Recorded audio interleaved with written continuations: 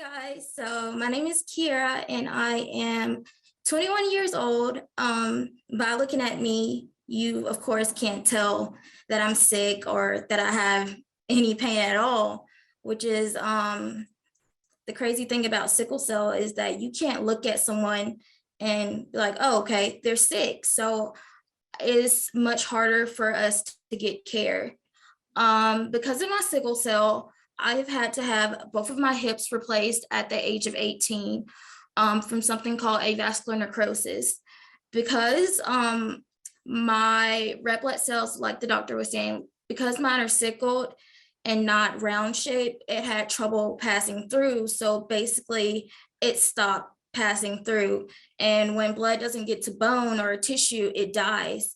So it happened to both of my hips. I want to say the blood flow stopped probably when I was like 12 years old, but I was still growing. So I did not get my hips replaced until I was 18. A little after I got my hips replaced, I had a few blood transfusions, but not really. It was only like when I was feeling really bad or I was having like a really bad pain episode, they would just give me a bag, and I would go home. No doctor, except for my doctor, Dr. Collins, he brought up blood exchanges, which is when they take some of your blood out and they put in 5 to 10 units of someone else's blood. I didn't know that was possible. But I was like, I'm definitely gonna try it. So the first time I went, they had to put like this line in my neck and they started taking out my blood and putting in, the donor blood. And at first I didn't really feel anything. And I was like, okay, maybe it'll take take a little bit. So I think it was the next day I woke up and I looked at my mom. I was like, Mama, is this how you feel like you can actually like breathe? I was like for the first time, like I felt like I could breathe like really good and it was crazy. And then I didn't realize because of my sickle cell that because I wasn't getting enough blood flow to my brain that I was having so many headaches. And I was like, so this headache was because of the sickle cell the whole time. Like it was crazy. I just realized that like the pain and all the things that I was experiencing was not normal. And I got that blood exchange and I was like, I was ready to go. I was like, discharge me. I'm gonna go run and do some gymnastics and stuff and like slow down. Like it's only day one of getting the blood, slow down. But it has really changed my life. And it's really made my life worth living again. Honestly, like before I got the blood exchanges, I'm gonna be honest, I suffered with depression and I really didn't want to live. I was constantly in and out the hospital, in and out the hospital. And like I said, because you can't tell I'm sick, I had a lot of nurses and doctors, saying like, oh, I'm not in pain, I just want attention, that I wasn't that sick. So I was tired of going through so much and just to be told, oh, you're not in pain, But the fact that I was able to get a blood exchange because so many people were donating was truly like life-saving, not only to me, but to others also. And I want to talk about when COVID hit. I was doing really good. And when COVID hit, everybody knows the whole world stopped. A lot of people stopped donating. And I know I even heard a few people like, oh, we need to worry about COVID, it's not really important to donate blood right now, which is not true.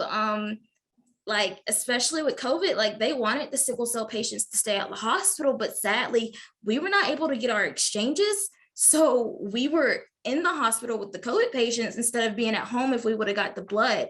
So during scary times, it really is important to still, donate blood because it is truly life-changing, not only to me, but to others also. And I think people tend to forget that.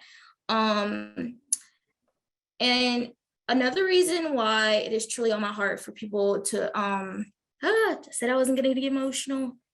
But my cousin, she also had sickle cell.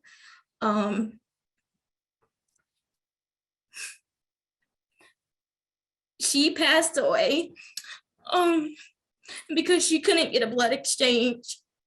It wasn't available to her, and they just didn't know a lot about sickle cell.